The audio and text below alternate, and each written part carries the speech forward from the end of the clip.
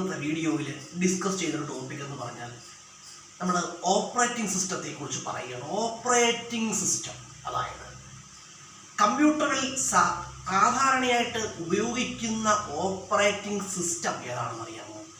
Windows ആണ്. ഏതാണ്? Windows ആണ്. കമ്പ്യൂട്ടറുകളിൽ സാധാരണയായിട്ട് ഉപയോഗിക്കുന്ന ഓപ്പറേറ്റിംഗ് സിസ്റ്റമാണ് വിൻഡോസ്. വിൻഡോസ് പുറത്തിറക്കുന്നത് ആരാണ്? മൈക്രോസോഫ്റ്റ് ആണ്. ആരാണ്? മൈക്രോസോഫ്റ്റ് ആണ്. അപ്പം ആദ്യത്തെ വിൻഡോസ് വർഷം എന്താണെന്ന് അറിയാമോ? വർഷം 1985 ആണ്. 1985 ആണ്. അതുപോലെ തന്നെ ആദ്യത്തെ ഓപ്പൺ സോഴ്സ് ഓപ്പറേറ്റിംഗ് സിസ്റ്റം ഏതാണെന്ന് അറിയാമോ? ലൈനക്സ് അല്ലെങ്കിൽ ലിനക്സ്. കേട്ടോ, ലൈനക്സ് എന്നും പറയും, ലിനക്സ് എന്നും പറയും. കേട്ടോ, അപ്പം ആദ്യത്തെ ഓപ്പൺ സോഴ്സ് ഓപ്പറേറ്റിംഗ് സിസ്റ്റം ഏതാണെന്ന് ചോദിച്ചാൽ ആൻസർ എന്താണ്? ലിനക്സ് അല്ലെങ്കിൽ ലൈനക്സ്. ആദ്യത്തെ 64 ബിറ്റ് ഓപ്പറേറ്റിംഗ് സിസ്റ്റം ഏതാണ്? അതും എന്ത് തന്നെയാണ്? ലൈനക്സ് തന്നെയാണ്. ആദ്യത്തെ 64 ബിറ്റ് ഓപ്പറേറ്റിംഗ് സിസ്റ്റം ആൻസർ എന്താണ്? ലൈനക്സ് അല്ലെങ്കിൽ ലിനക്സ്. അതുപോലെ തന്നെ പറയുകയാണെങ്കിൽ ലിനക്സിനെ അടിസ്ഥാനമാക്കിക്കൊണ്ട് അല്ലെങ്കിൽ ലിനക്സിനെ ബേസ് ചെയ്തുകൊണ്ട് അല്ലെങ്കിൽ അടിസ്ഥാനമാക്കിക്കൊണ്ട് അല്ലെങ്കിൽ മാതൃകയാക്കിക്കൊണ്ട് ഇന്ത്യ പുറത്തിറക്കിയ ഓപ്പറേറ്റിംഗ് സിസ്റ്റം ഏതാണ്? ബോസ്.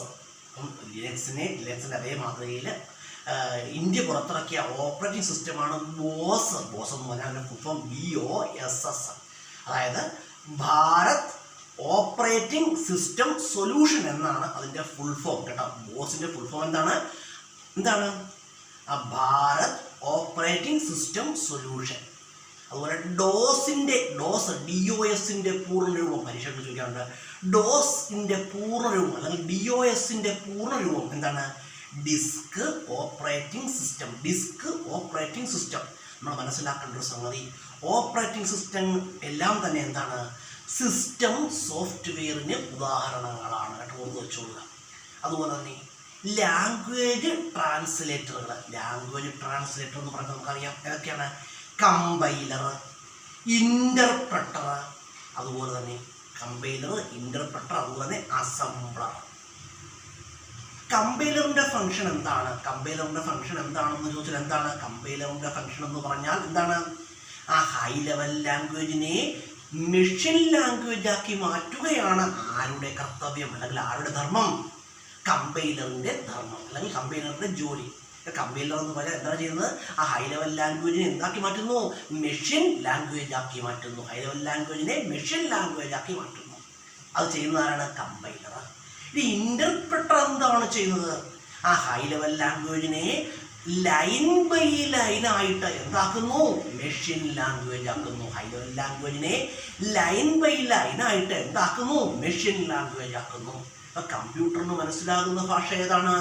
കമ്പ്യൂട്ടറിന് മനസ്സിലാകുന്ന ഭാഷ ഏതാണ്? മെഷീൻ ലാംഗ്വേജ് ആണ്. കമ്പ്യൂട്ടറിന് മനസ്സിലാകുന്ന ഭാഷ ആൻസർ മെഷീൻ ലാംഗ്വേജ്. അതുപോലെ അസംബ്ലർ എന്താണ് ചെയ്യുന്നത്? അസംബ്ലർ ചെയ്യുന്നത് എന്താണ്?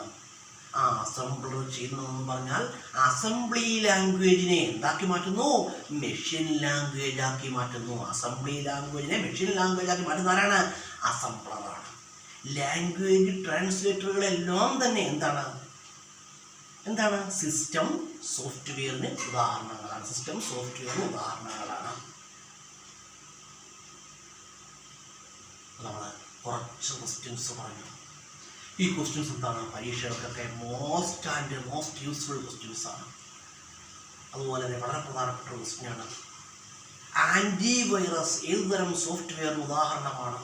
ആൻറ്റിവൈറസ് യൂട്ടിലിറ്റി സോഫ്റ്റ്വെയറിന് ഉദാഹരണമാണ്. ചോദിച്ചുകൊള്ളുക, ആൻറ്റിവൈറസ് ഒരു യൂട്ടിലിറ്റി സോഫ്റ്റ്വെയർ ആണ്. അത് നമ്മൾ കുറച്ച് ക്വസ്റ്റ്യൻസ് പറഞ്ഞു. ഈ ക്വസ്റ്റ്യൻസ് എന്താണ്? പരീക്ഷകൾക്ക് വളരെ യൂസ്ഫുൾ ആയ ക്വസ്റ്റ്യൻസ് ആണ്. നമ്മുടെ വീഡിയോ കാണുന്നവർ വീഡിയോ എന്ത് ചെയ്യുക? തുടർച്ചയായിട്ട് കാണുക. തുടർച്ചയായിട്ട് കാണുന്നവർക്ക് മാത്രമേ എന്തുണ്ടാകത്തുള്ളൂ?